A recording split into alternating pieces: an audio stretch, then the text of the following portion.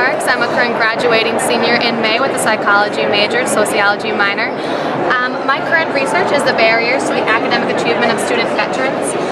And so what we did is we interviewed 8 student veterans. Some of them had served in combat and have now returned and are pursuing their academic goals. So what we did is we looked for central themes within our interviews, and we took those themes and then made an overall qualitative discussion about that. And so our goal with this is to then take it and turn it into a quantitative study to really figure out why student veterans are struggling with their academics, even if they are working equally as hard as non-student veterans.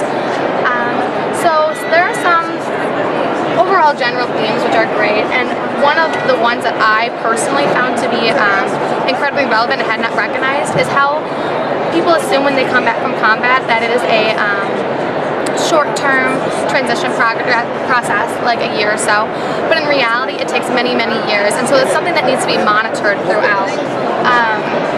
So there are some suggestions that we have made.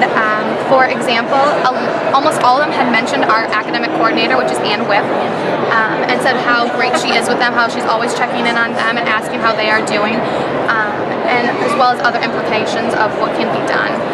So we are currently at the Posters in the Rotunda in Madison right now, and it's great to be here and to speak with the legislatures on why it is important to really focus in on these student veterans and help them improve their academic achievements. Any of these quotes or any highlights from the poster? Yeah, there are a few quotes that really stood out to myself personally. One of the ones that really took me aback was when it was said, along with the prolonged process, is it's a slow transition. It's tough going from carrying your rifle every day to carrying your backpack. And that just goes to show how different it is from constantly having the direct line of do this now, being told every day specifically what needs to be done, and then coming into an academic setting where you are given a lot of abstract things and papers and that aren't due right then and right now, but maybe due in a month or so. So that one definitely stuck out to me too. Great.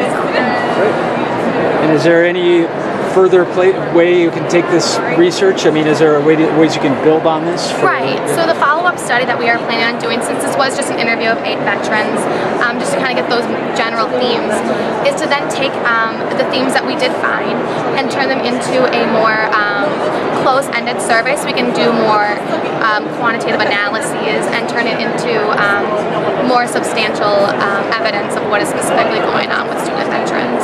So.